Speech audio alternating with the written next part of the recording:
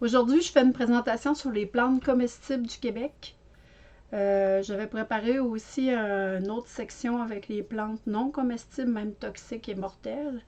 Mais on ne passera pas cette section-là aujourd'hui. Ça va être l'objet d'une autre présentation.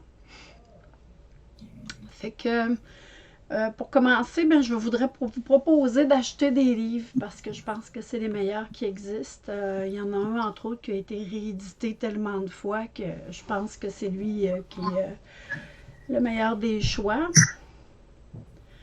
Ce sera pas long, genre. Je viens de m'assurer que tout le monde est mute. Parfait.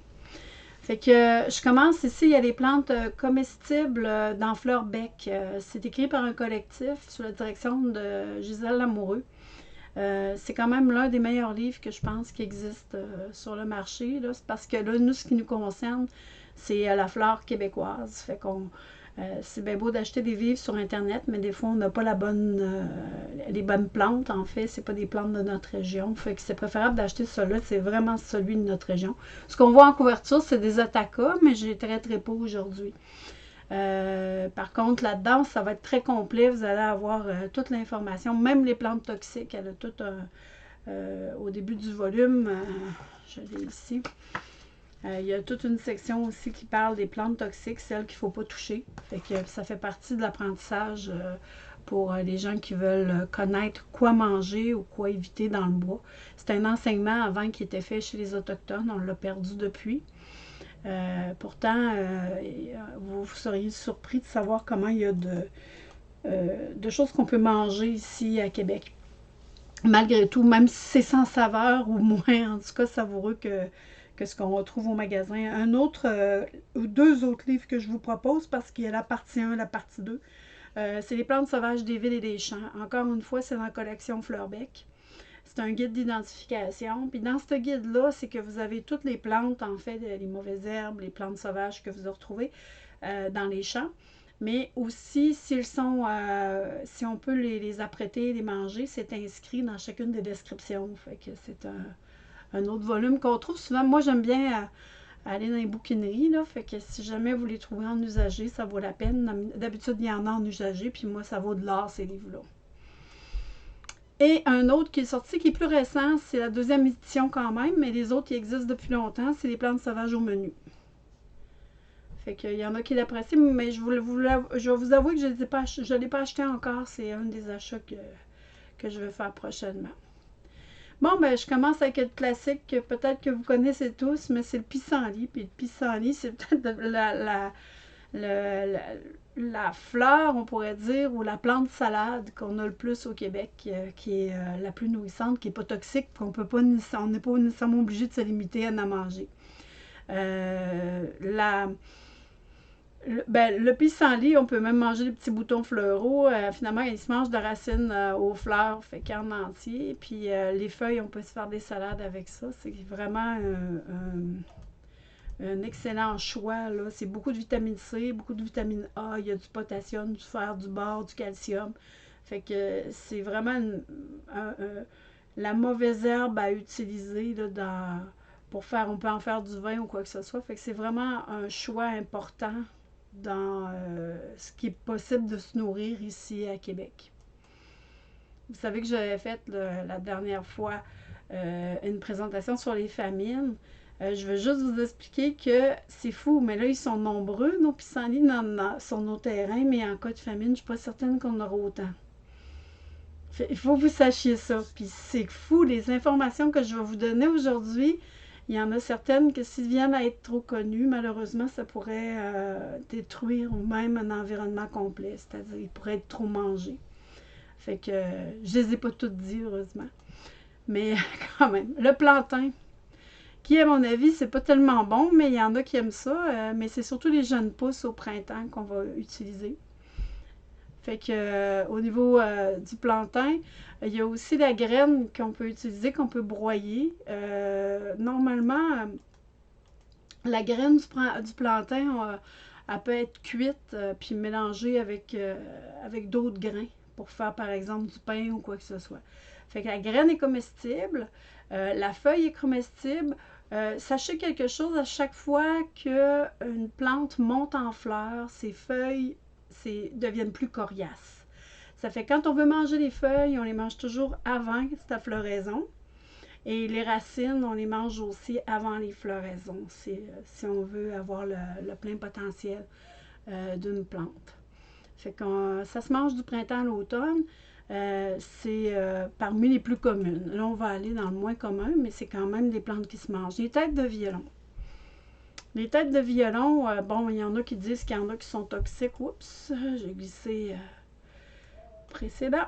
Celle-ci, c'est celle qu'on retrouve dans les épiceries. Elle a un petit peu comme une feuille brune un peu sur la tête de violon avant d'être cueillie. Une fois qu'elle est déroulée, elle est plus intéressante. On va vraiment aller chercher la queue de violon comme telle. Puis, il y a un problème aussi avec les têtes de violon. Ça fait partie des choses que les gens surcueillent. Fait qu'on est en train d'un peu de briser nos approvisionnements. Il y a quelqu'un qui me disait à un moment donné qu'elle avait vu 2 personnes sortir des bois avec 2 gros sacs pleins de têtes de violon. Ces personnes-là n'aident pas à renouveler finalement la nature. Ça fait que c'est pour ça que j'ai un petit peu de misère on va les présenter, là, les communs, là, comme on peut dire, mais je vais vous proposer de ne pas les cueillir, à moins d'être mal pris et d'en avoir vraiment besoin.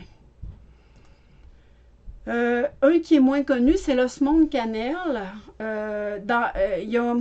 Et ça, il faut que vous le sachiez aussi, c'est que dans la littérature, il y a parfois des idées qui s'opposent sur l'aspect si on peut consommer ou non certains aliments. Puis ici, ben, il y a Marie-Victorin, Flore Laurentienne, en page 122-123, qui dit que c'est succulent, c'est légèrement sucré, puis qui sont très bonnes. Les pétioles sont tendres, puis délicieuses, tandis que dans Fleurbec, la plante sauvage comestible, on dit qu'ils sont soupçonnés de causer des troubles digestifs. Donc, vous savez que le fait de se nourrir de la nature, ça dépend des expériences humaines. Si on vous dit qu'actuellement c'est bon ou qu'on est capable de les manger, ça pourrait arriver que plus tard qu'on vous dise non, il y a eu vraiment des gens qui sont tombés malades avec ça, puis je vais vous en donner un exemple plus tard. Ce qui arrive ici, c'est que quand les avis sont partagés, moi j'ai tendance à ne pas l'essayer. Mais si de votre côté, vous voulez quand même essayer, vous pouvez parce qu'il y a des gens qui affirment que c'est délicieux. Fait que, mais moi, les poilus, d'habitude, je les laissais dans le bois. Bon, le saule discolore, les petits minous. Je ne le savais pas. Puis ça, je l'ai appris avec, comment il s'appelle, c'est M. Ayotte, qui est un professeur, pas un professeur, mais un chargé de cours, je crois, à l'Université Laval, qui a fait un excellent document sur les plantes comestibles du Québec, qui dit que les petits minous sont comestibles. Fait que, puis, il y a même dans le Nord, j'ai vérifié sur Internet, dans certaines communautés du Grand Nord, là, parmi les peuples autochtones, pas les Esquimaux, j'aime pas ça, c'est pas un nom qui est adéquat, là, mais dans le Grand Nord, les gens mangent des minous quand ils apparaissent. Puis souvent, ils apparaissent au printemps, c'est-à-dire même en mai, fait que avant toutes les autres plantations. Puis, il y a un autre truc aussi qui est intéressant. Tous les salix, en fait, tous les saules sont comestibles. Les jeunes pousses sont comestibles. Et il y a autre chose aussi. L'écorce de saule est comestible. Sauf qu'elle est très amère, mais c'est une nourriture en fait de survie. C'est que l'écorce de saule, il faut la faire bouillir 2 fois, dans 2 eaux qu'on dit. C'est quand on parle de faire bouillir dans 2 eaux, c'est 2 écorces de saule. 2 fois qu'on met l'écorce de saule dans l'eau, on rince l'eau et on recommence, on fait bouillir. Ensuite, on fait sécher. Ensuite, on réduit en poudre et on peut mélanger ça avec la farine pour faire du pain. Il y a eu des histoires comme quoi les gens sont arrivés à faire du pain avec l'écorce de saule. Puis, j'imagine que si sur le saule discolore, on peut manger les jeunes pousses, les jeunes feuilles, ça doit être la même chose sur les autres. Mais moi, j'y vais avec des réserves ici. L'asclépiade commune, vous l'avez certainement vu en nature. C'est une plante qui se récolte Au printemps, on peut manger les pousses, mais il faut faire attention parce que les pousses, il faut le casser pour voir s'il y a du blanc qui sort, puis si la feuille évolue. Parce que si on n'a pas ce type de particularité-là, on peut se tromper avec une autre qui est quand même extrêmement toxique, là.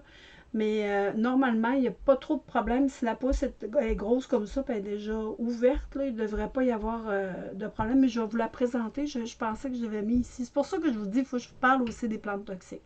Fait que les jeunes pousses, attendez d'avoir vu ma présentation sur les plantes toxiques avant de les manger.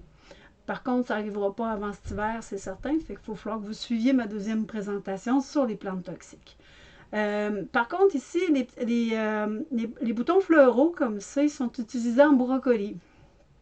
Fait que les ombrelles les jeunes fruits aussi, et je l'ai déjà essayé, j'ai pas aimé. Il faut les faire bouillir dans 2 eaux parce que c'est quand même très amer. Puis, j'ai essayé de les mariner, ça n'a pas fonctionné, mais si, peut-être qu'avec les plantes sauvages au menu, je vais arriver à avoir une recette qui soit intéressante. Mais c'est pas, il ne faut pas s'attendre à avoir le goût vraiment du brocoli. C'est ce que je vais essayer de vous expliquer. Soyez tolérants parce que ça doit être comestible, des fois, c'est pas toujours bon. Il faut s'entendre que faudra peut-être les apprêter d'une certaine façon pour les rendre intéressants. Mais tous les comestibles ne sont pas nécessairement des culinaires savoureux. C'est juste ça que je voulais dire. Maintenant, on va y aller avec la quenouille. La quenouille, on la connaît bien. Elle a 2 parties qui se mangent très bien. C'est la pousse puis l'efflorescence, c'est-à-dire la partie à l'intérieur de la quenouille, mais quand elle est verte, pas quand elle est brune. Quand elle vient de commencer, c'est la fleur mâle, là. Fait que quand elle vient de. C'est-tu la fleur ou en tout cas c'est mâle ou femelle, je me rappelle pas, mais il y en a 2 sortes chez les quenouilles, mais c'est celle-ci, là, le bout vert. Le bout vert, là, il se mange bouilli comme on peut le faire bouillir dans l'eau de la même manière qu'un blé d'Inde. Puis le croquer comme un blé d'Inde, ça se mange très bien. Et il y a la base de la quenouille au printemps, la pousse de quenouille qu'on a juste à éplucher, puis on va chercher le cœur de quenouille comme un cœur de palmier. C'est délicieux. Fait que ça, c'est. Mais par contre, les quenouilles, c'est une plante qui était envahie par une autre que je vais vous présenter. Puis, comme elle a été envahie, malheureusement, on commence de moins en moins à en avoir. Fait que ça aussi, il faut faire attention, pas trop abuser de cette ressource-là. Je sais que ça serait probablement parmi les premières qui disparaîtraient, là, mais j'aime mieux qu'on prenne le roseau commun.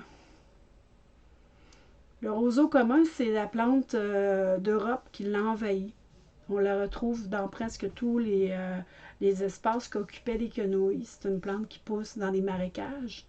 Vous l'avez certainement vu, c'est quand même joli. Là. Elle a une belle touffe de graines là, au bout qui est un peu velue. Là, fait que c'est une belle plante. Mais le roseau commun, qui s'appelle aussi le phragmite commun, on mange soit les pousses, mais vous voyez dans la main en haut, il a fait la même chose. C'est-à-dire qu'ils vont chercher les jeunes pousses, puis les dégarnissent un petit peu, puis ils vont garder l'intérieur. Ça a l'air que c'est délicieux. Et les graines. Fait que puis les pousses, on peut les consommer crues ou cuites à la vapeur. Puis ils sont très tendres. Ça a l'air que c'est très bon. Puis les graines peuvent être mangées une fois qu'elles sont cuites. Il faut les faire cuire par contre. Il faut également que l'on puisse consommer la gomme de la tige de roseau, connue, qui est aussi sucrée. Fait que il y a une gommette là, dans la tige là, qui est quand même très bonne. On peut la manger. Elle est aussi sucrée. Mais ça, c'est commun. Vous en voyez partout. Puis c'est une bonne nouvelle parce que c'est quand même une plante qui offre quand même une nourriture autant au printemps, l'été, puis jusqu'à l'automne, jusqu'à la fin de sa floraison. Quand on dit qu'on fait bouillir les graines pour les consommer, ce que faisait souvent, ben là, c'est pas une plante qui était amérindienne ici, mais quand ça demande un certain traitement, c'est qu'on peut les faire bouillir après les faire sécher. Puis les garder pour en faire des réserves. Fait que c'est une technique On va parler tantôt du riz sauvage, là. C'est aussi la technique qui est utilisée par les Amérindiens pour le riz sauvage.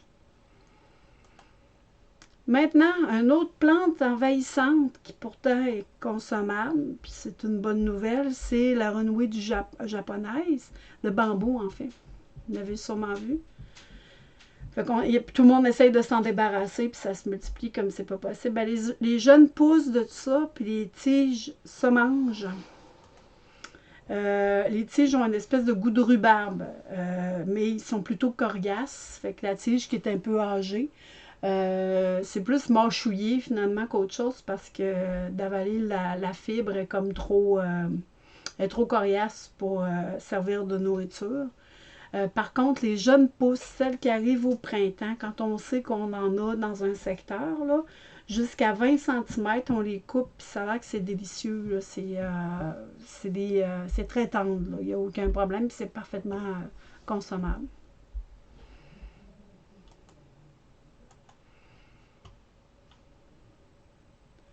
Ici, c'est la bardane mineure. Je ne sais pas si vous connaissez la bardane mineure, mais ça, en fait, c'est la rhubarbe sauvage ou le tabac du diable. Je pense aussi que ça va porter comme nom. C'est des tocs. Pardon, pas le tabac du diable, c'est les tocs. Vous connaissez les tocs? Sauf qu'on ne les mange pas. C'est une plante qui est biannuelle. La première année, elle fait une touffe un peu comme on voit ici en haut à droite. Puis pendant que sa période de croissance de sa première année, elle met toute son énergie dans la racine pour sa deuxième année pour pouvoir produire ses fleurs. La deuxième année, ses feuilles et fleurs. Mais la racine de la rhubarbe sauvage se mange. Mais c'est préférable de l'accueillir sur les jeunes plants, les plants de première année, parce que c'est là qu'elle a le plus d'avantages culinaires, qu'elle va nous apporter le plus d'avantages au niveau de son énergie, puis au niveau de ses vitamines et minéraux. Si je me rappelle bien, les jeunes feuilles se mangent aussi, mais c'est vraiment la racine qu'on va regarder. C'est le fruit décortiqué qui se mange aussi. Mais comme disaient beaucoup de personnes, ça prend beaucoup de patience pour vider ça. Fait qu'à moins de trouver une technique, là, mais à l'intérieur du fruit, parce que on sait que l'extérieur, c'est un peu semblable à un velcro, là, je veux dire, c'est pas la partie comestible. Mais il y a possibilité de l'ouvrir, d'aller chercher la fleur à l'intérieur et de la manger. Fait que on passe au suivant. La lierre terrestre, moi j'en ai dans ma pelouse, c'est pas pour vous, mais ça a l'air tout bête, mais ça sent bon en plus. C'est très aromatique comme parfum. C'est très comestible, on peut les mélanger à la salade. Ça contient par contre une molécule qui est toxique qui s'appelle le pénocamphones, mais en très petite quantité. Donc, on recommande en général d'y aller avec parcimonie, c'est-à-dire de ne pas en manger trop souvent. D'ailleurs, chez beaucoup de plantes sauvages, on retrouve différents types d'acides qui ne sont pas nécessairement des acides qui sont sains pour la santé en grande quantité. C'est pour ça qu'on va parler souvent de modération ou de varier la nourriture. Mais il y en a d'autres comme le pissenlit ou le plantain ou à la quenouille ou toutes ces choses-là qu'on n'a pas de limite. Mais parmi les limites qu'on peut avoir, il y a celle-ci. On va en voir une autre tantôt aussi que ça va être la même chose. Fait que elle a aussi des propriétés médicinales comme elle stimule les bronches puis elle est diurétique. Le magre biannuel. Moi, je les appelais les petites bananes quand j'étais jeune. C'est comme un petit bois qui s'ouvre en banane à la fin quand elle a fini sa floraison. Elle est assez commune, on la trouve beaucoup sur le bord des champs. Puis dans les champs, c'est une grande tige avec plusieurs feuilles, puis des fleurs jaunes au bout qui finissent en éclater comme en petit bois à la fin de la saison quand elle fait ses graines. Par contre, ce qui nous intéresse ici, c'est la racine puis les jeunes plants. Fait que vous avez une photo ici du jeune plant, là. Quand on sait que ça pousse dans certains champs, quand on trouve ces plants-là, ben on les déracine avec les feuilles. Les feuilles sont consommables, puis la racine aussi. C'est au printemps-été qu'on est capable d'aller les récolter. Il y a leur pain pourpre que vous avez peut-être dans vos rocailles. Puis les gens l'ignorent, mais c'est délicieux. Moi, j'en ai maintenant, puis je les ai multipliés parce qu'on mange des feuilles.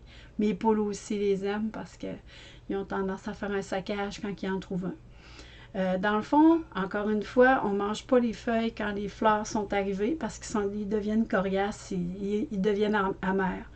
Mais entre le moment où les fleurs sortent et que les feuilles du printemps apparaissent, c'est vraiment une plante grasse qui est succulente. Ça se croque cru, ça peut être mis en salade, ça peut être bouilli comme avec un peu comme des fèves vertes ou quoi que ce soit. Puis c'est délicieux, c'est plein de vitamines. Fait que ça, c'est leur pain pourpre.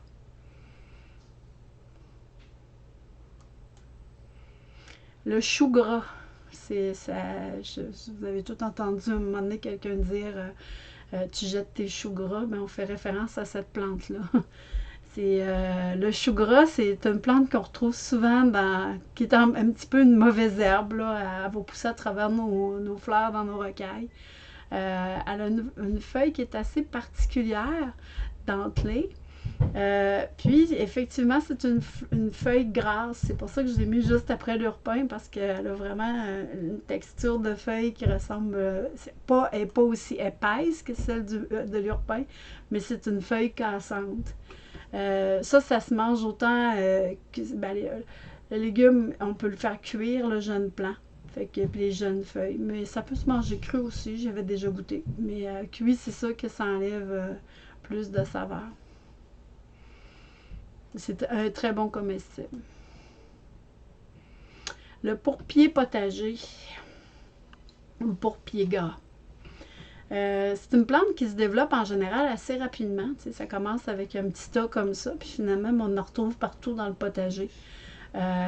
Pour beaucoup de personnes, c'est une plante envahissante qu'on enlève assez rapidement, mais pourtant, c'est un excellent choix culinaire parmi les plantes sauvages qu'on peut retrouver dans la nature. On peut le manger cru, frit, bouilli ou en salade. Les feuilles sont croquantes, c'est un peu gélatineux ou visqueux, là, ou collante des fois. La saveur est acidulée, est citronnée, poivrée. Il y a beaucoup d'oméga 3, de vitamine B dans la plupart des feuilles. Puis elle contient aussi de la bêta-carotène. Fait qu'on mange les feuilles et les tiges. Printemps, été. Il faut y aller avec modération parce qu'il y a de l'acide oxalique dans la plante. Fait que c'est mieux de ne pas en manger à tous les jours, en fait. La marguerite, c'est bête, mais les jeunes pousses de marguerite comme ça dans un champ, ça se mange très bien en salade, en légumes. Et on peut faire des capres avec les boutons de marguerite. Il y a des recettes pour faire des marinades, c'est délicieux. Fait qu'on les a le printemps et l'été. Puis c'est quand même assez commun pour en trouver. Ça se renouvelle aussi quand même assez bien. L'oseille, les surettes, vous l'avez sûrement déjà vu. Fait que ça aussi, ça se consomme. Les feuilles crues ou ajoutées à une salade. Il ne faut pas abuser non plus. Il y a des acides dedans, là, quelques acides. Fait que, mais n'empêche que moi, j'en mange régulièrement, puis j'adore ça. Souvent, quand je désherbe, j'en mange quelques-unes en passant. La barbarie vulgaire ou le cresson de terre. Moi, je l'appelle le cresson tout court. J'en ai dans mon potager. Et puis, il revient tout seul. Il se ressème automatiquement. Il est assez envahissant. C'est quand même assez bizarre. Le cresson, je ne sais pas si vous l'avez déjà mangé, mais c'est un goût très poivré. C'est très... ça pique. Ça pique dans la bouche, là. J'ai pas aimé parce que je trouve que il est, en tout cas, il est envahissant, là. Vraiment, il goûte trop fort. Fait que, mais par contre, faire une soupe avec ça, c'est délicieux. Je l'ai fait à une couple de reprises. Fait que tu mets un oignon, plusieurs feuilles de cresson, avec bon, du bouillon de poulet, puis sel, poivre, puis tu fais bouillir ça, puis après tu passes. C'est vraiment super bon parce qu'il perd beaucoup de son goût fort, de son goût piquant quand il est bouilli. C'est la même affaire comme les oignons ou quoi que ce soit là, qui goûte trop fort. Mais c'est quand même une bombe de vitamines. C'est A, K, C, puis du calcium. Puis c'est toutes des vitamines qui sont biodisponibles. Fait que même manger cru, des fois, il faut peut-être supporter un peu comme quand on mange de l'ail, là, parce que c'est vraiment un bon choix. Le salsifis des prés, c'est une plante qui est quand même assez commune. Vous l'avez certainement déjà vu. Ça se mange. En fait, ce qui se mange, c'est les jeunes pousses, les jeunes tiges, le bout des jeunes tiges, puis les feuilles avant la floraison. Donc, ça ressemble un peu à de l'herbe, là, quand on regarde comment que les feuilles sont faites. Là. Ici, on en a une feuille avant floraison. Fait que, ou, une jeune pousse. Fait qu'il faut les connaître. C'est ça qui est triste, c'est que souvent, on s'en rend compte après la floraison. Ah, c'était celle-là. Mais ici, j'ai un bémol, un peu comme je disais tantôt. Il y a une plante qui lui ressemble, mais pas beaucoup, mais quand même, qui est une mauvaise herbe qu'on retrouve souvent aussi dans nos plates-bandes, mais qui est tout croche, comme vous voyez. C'est pas des filaments qui vont vers le haut, là. Ça a tendance à pousser en arbuste, même si ça fait pas plus que... peut-être... ça fait pas plus que 10 cm, je pense. Cette plante-là est vraiment pas grosse.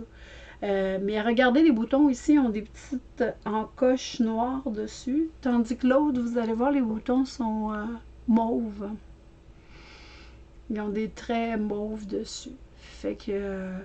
parce que le sénesson vulgaire, lui, il est, dans le fond, il n'est pas mortel, mais il cause des dommages irréversibles au foie. Fait que c'est ça qu'on ne va pas le prendre. T'sais, quand je vous dis que c'est important que je vous enseigne aussi c'est quoi les plantes les plus toxiques, là, c'est vraiment... il y a vraiment de quoi apprendre là-dessus. Moi, je pense même que c'est la première des choses qu'on devrait apprendre. C'est lesquelles on ne doit pas manger. Bon, l'érythrome d'Amérique, ça, c'est l'ail douce.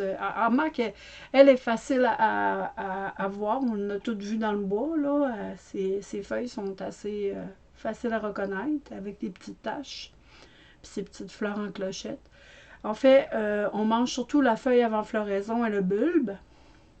C'est bon, c'est réputé pour goûter un petit peu épicé comme l'ail. C'est pas l'ail des bois. Par contre, elle aussi, sans être protégée, on demande d'être responsable, de ne pas l'accueillir pour rien. Fait que, on peut peut-être se prendre quelques spécimens, puis se dire que si jamais vous êtes mal pris, vous pourrez la prendre. Mais c'est pas une bonne idée non plus de se mettre à toutes les arracher parce qu'on peut éliminer l'espèce dans une région. Le concombre sauvage aussi, c'est la médéole de Virginie ou la jarnotte qui peut porter comme nom. Vous en avez certainement déjà vu. C'est une fleur, une pointe avec des feuilles en étoile, 6 feuilles en fait. Puis on mange surtout la racine ou le fruit qui est comestible. C'est sûr que si vous prenez la racine, il y a des chances qu'il ne repousse plus. Mais il semblerait que ça goûte le concombre. Le fruit, je ne sais pas, c'est pour la partie souterraine, le rhizome, le petit fruit se mange à la fin de l'été, quand il est mûr. Puis ils disent de ne pas les récolter. C'est préférable par acte de conservation de la nature. Quand on parle de récolter, je pense qu'ils parlent plus du rhizome. Mais on pourrait peut-être rien qu'en goûter un pour savoir ce que ça goûte. Mais puis les fruits, peut-être aussi qui se ressèment. Fait que si on en abuse aussi dans un secteur, on pourrait peut-être empêcher de ressemer. Mais par contre, quand vous allez vous promener dans les forêts, puis que vous voyez ça, vous pouvez quand même essayer, là, puis voir qu'est-ce que ça goûte, là. Quand je parlais tantôt des gens qui sortaient avec des paniers pleins c'est pas des champignons, là, quand on part avec des têtes de violon, là, c'est qu'on a pris toutes les têtes de violon qu'il y avait dans un secteur, donc on nuit finalement au renouvellement dans la forêt quand on fait ce genre de geste-là. Mais je pense que vous le comprenez, c'est juste que du monde des fois un peu égoïste qui n'arrive pas à comprendre. L'ail des bois, ça c'est protégé maintenant, on n'en cueille plus, mais je voulais juste vous la montrer, quand même on peut la voir de temps en temps. C'est surtout le bulbe, mais la feuille est comestible aussi. Fait que, puis, ça a bonne réputation. Mais vous voyez, quand on fait connaître une plante, que les gens apprennent que ça peut être mangé, des fois, on peut se retrouver avec une plante qui devient en danger, comme celle-ci, qui est devenue en danger à cause de ça. Le salicorne d'Europe, qui s'appelle aussi le corail, on le trouve beaucoup en bordure des fleuves. C'est une plante qui est délicieuse et salée. Fait que normalement, si tu la fais bouillir 1 ou 2 minutes, c'est facile de détacher la tige centrale des petites tiges. Fait que, puis, c'est un très bon comestible aussi. La folle avoine ou le riz sauvage.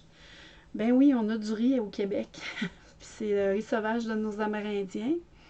Ça pousse dans les rizières, ça pousse en fait dans les rivières ou dans les swamps, là, tu sais, quand il y a une certaine quantité d'eau. Donc, c'est pas facile d'y accéder parce qu'en général, il faut se mettre les pieds avec des bottes dans l'eau ou dans la boîte. Ce que faisaient les Amérindiens, parce qu'on peut manger soit le rhizome, la base du plant avant qu'il pousse, en l'arrachant de l'eau, il y a possibilité de manger comme je vous montre à la photo ici. Mais ce que les gens surtout mangeaient, c'était le riz comme tel. C'est le riz noir ici que vous voyez, c'est les graines noires. Puis pour les récolter, c'est en bateau, la meilleure solution. C'est que ça prend un canot, puis tu passes à travers les feuilles, puis tu les bats dans ton canot. Ce que faisaient les Amérindiens, ils les battaient pour les ramasser dans le canot. Puis à ce moment-là, ben, quand il y en avait assez, ils repartaient, puis ils faisaient sécher. Il y avait un traitement à faire. C'est qu'en fait, ils les faisaient rouler pour enlever l'écaille. Ensuite, je pense qu'il pouvait le faire bouillir dans un eau aussi, après les faire sécher. Puis après, il pouvait les garder en les traitant comme il faut. Il arrivait à les garder pour l'hiver. Mais je vous invite à faire des recherches si vous êtes intéressé. Disons que c'est assez ardu comme cueillette, là, si vous n'allez pas avoir un seau de riz de riz sauvage. Des fois, c'est plus facile de s'en acheter encore directement à l'épicerie. Les surettes ou le pain des oiseaux, les petits cœurs, moi que j'appelle, ça, il y a des Oxalis stricta, puis il y a des Oxalis montana. Dans les montagnes ou dans les forêts, on retrouve aussi cette même plante-là qui est un peu différente de celle des bordures qu'on retrouve dans comme mauvaises herbes sur nos terrains. Mais dans les deux cas, ça se mange très bien. C'est toujours pas abusé. Ça contient une acide qui pourrait être toxique. Mais là, on parle en grande quantité. Vous pouvez quand même en mélanger dans vos salades, en prendre plusieurs jours, là, mais c'est vraiment si vous en prenez vraiment trop, là, que ça pourrait vous poser des problèmes.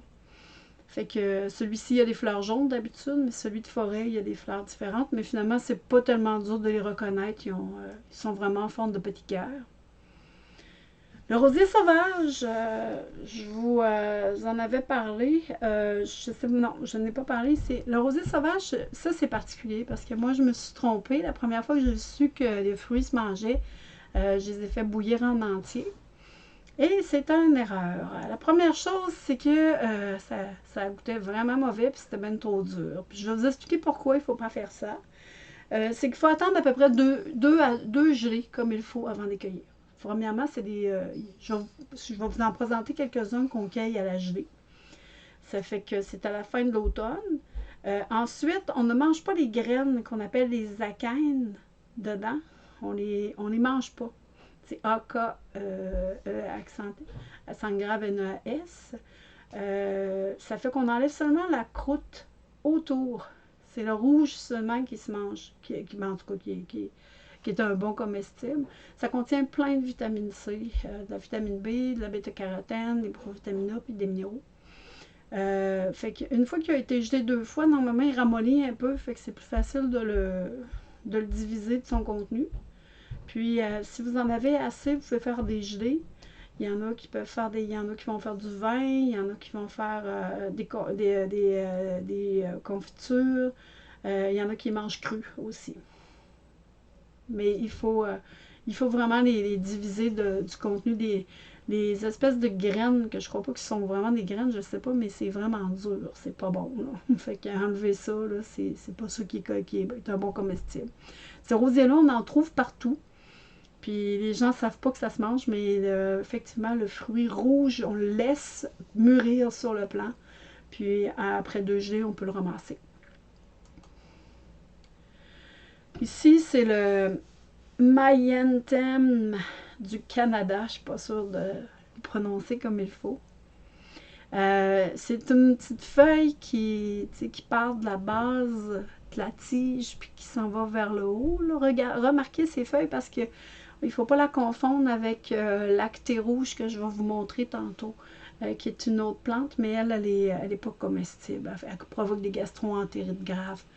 Cette feuille-là, on la voit souvent en forêt. C'est très commun. Elle a des petits fruits rouges, mais c'est pas faisable de les manger avant que les graines deviennent trop dures. Parce que si on attend trop, les graines prennent toute la place dans le fruit, fait qu'il ne reste plus grand-chose. Fait que c'est peut-être plus à cette période-là qu'on va les manger, là, une période précédente là, où fait qu'on peut les manger plus tôt, c'est ça que je voulais vous dire, là, pour pas arriver avec la graine. Fait que, puis la plante, elle n'a pas... puis on mange des fruits crus, il n'y a pas de problème. Là, on pourrait peut-être se faire des confitures avec, là, ça ne poserait pas de trouble non plus. La plante à ne pas confondre, c'est l'acté rouge. L'acté rouge, comme vous voyez, les feuilles sont dentelées, là, ils sont pas lisses. Mais, tu sais, c'est encore une poignée de fruits rouges, là, puis ça traîne à terre. Fait que faudrait pas que vous pensiez que c'est comestible. Celle-là, elle l'est pas du tout, là. Sinon, ben, vous allez avoir plusieurs visites aux toilettes en vous crampant le ventre. Le 4 temps, il y a le rouget aussi, ou le cournouiller du Canada, je pense que c'est le meilleur terme pour l'appeler, qui est une plante qui est comestible. Le fruit est fade, il n'est pas très bon, là. Il se mange cru ou cuit, mais il n'est pas très bon, mais il est bourratif. Fait que si tu as faim, tu n'auras plus faim avec ça. Là. Ça bourre pas mal, là. Fait que ça peut être intéressant pour ces qualités-là. Je trouve que la petite fleur ici, on la voit souvent. J'ai souvent croisé dans la forêt. Puis, ça donne un petit paquet de fruits rouges comme ça. Là.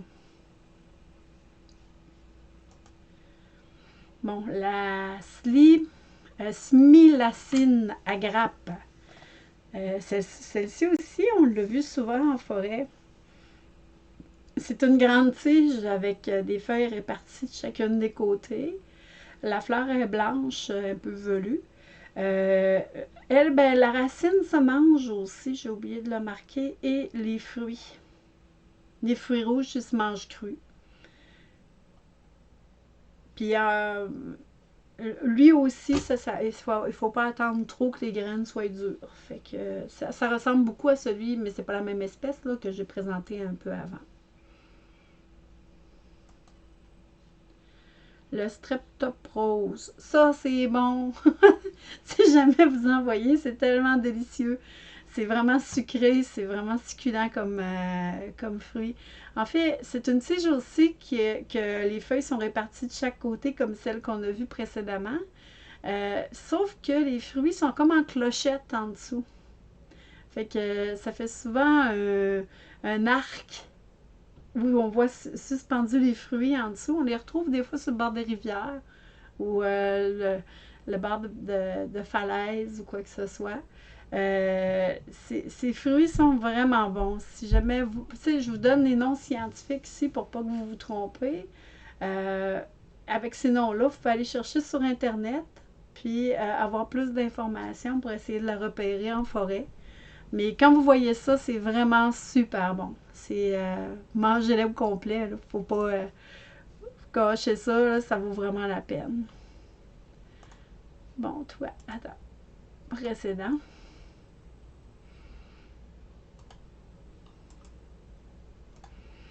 Bon, l'aralie à tige nue. Ça aussi, c'est excellent. C'est on mange de fruits crus ou cuits. Bon, ses feuilles sont aussi assez particulières, mais c'est vraiment par sa fleur qu'on le reconnaît. Ça fait une espèce de bouquet de fleurs, puis un bouquet de baies bleues qui ressemble un peu à des bleuets. Fait que ces petits fruits-là sont délicieux. Fait que si jamais vous voulez en manger, là, on les retrouve surtout à l'automne. C'est la salse pareil aussi, c'est appelé. Ici, ça, c'est un noix. J'ai mis quelques arbres. Un noisetier à long bec. On le trouve beaucoup, surtout dans le coin de la Beauce, dans les forêts. J'en ai un pas loin de chez moi, pas loin d'un parc où je vais marcher des fois. C'est sûr qu'on est en grande compétition avec les écureuils à la période de cueillette. C'est délicieux parce qu'il faut sortir la noix de l'intérieur de son enveloppe. Ce qu'on m'avait conseillé de faire à un moment donné, c'est que tu mets ça dans un bas, puis tu le fais à terre. Ça se divise automatiquement. Là. On n'a pas les dents des écureuils, ça fait que des fois, ça peut être utile de voir des trucs. Là. Mais ces petites noix-là sont délicieuses. Fait que c'est un arbre qui est assez commun. Fait que si jamais vous le croisez dans le bois, là, c'est un délice à l'automne. Puis il ne faut pas manquer la période quand c'est prêt, parce que quand je vous dis les écureuils ont passé, c'est fini. Ça, c'est super bon. C'est un Gaylussacia à fruits. C'est un arbre qui est peu connu comme étant un comestible, mais pourtant c'est délicieux. Puis j'en ai déjà mangé, ça ressemble à des bleuets, là, ce qu'il y a dans cet arbre-là.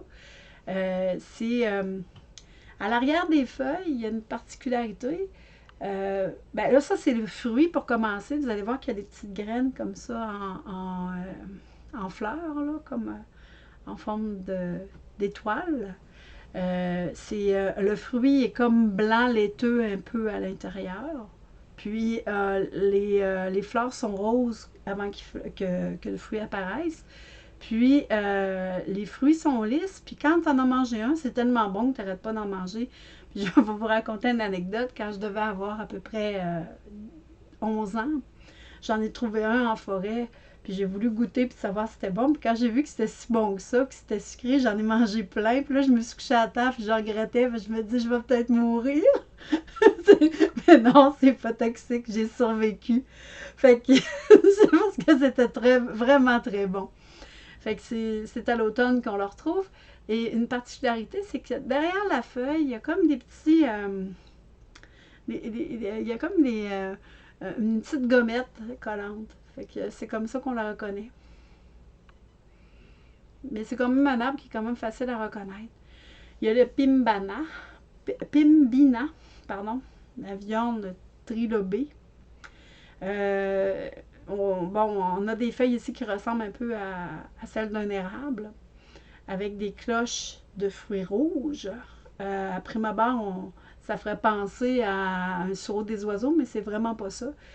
Puis les fruits sont cueillis après la première gelée. Fait qu'on attend qu'il y ait eu la première gelée, là, fait quand ils ont un petit peu de neige dessus. Puis les fruits en gelée sont après la première gelée, ils sont vraiment délicieux, là, puis ils peuvent être utilisés pour faire de la cuisine.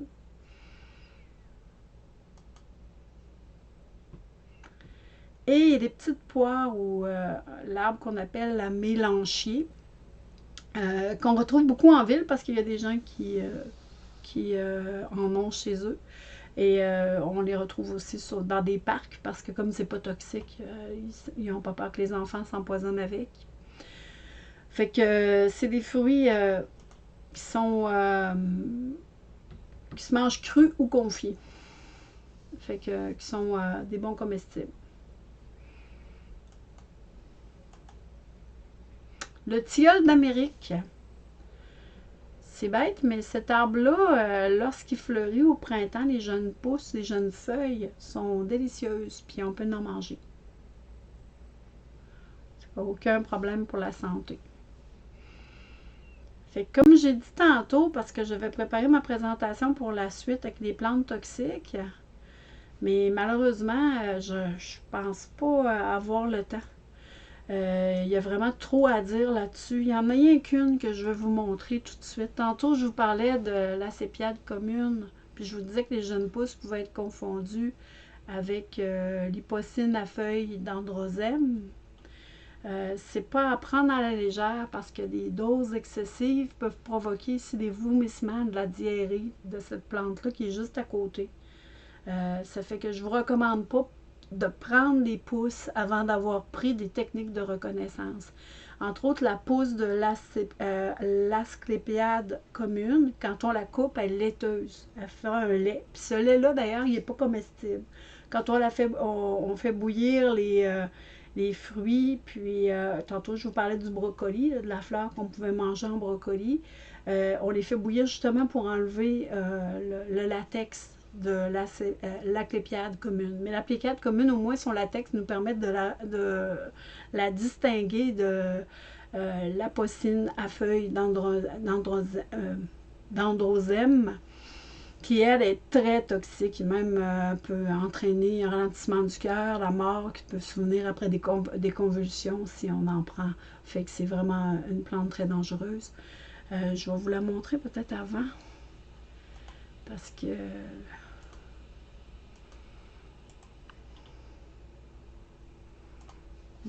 faut que j'y aille direct. Et voilà. Voyons. Ouais, c'est ça. Ça, c'est elle que je parle. Fait que ça donne des feuilles comme ça, avec des fleurs comme ça. C'est l'apocine à feuilles d'androsème. Regardez comment ses pousses peuvent ressembler à l'autre. Fait qu'elle a des feuilles qui ressemblent à ça une fois qu'elle a poussé complètement. Mais à prime abord, là, quand on arrive dans le bois et qu'on cherche des pousses, à moins de savoir que dans ce secteur-là, c'était de la clépiade, que surtout, tu n'en as jamais vu de la possine, ben ça pourrait être confondu, ça pourrait être dangereux. Fait que ça en a un autre très mortel. Mais on fera une autre présentation pour les plantes mortelles.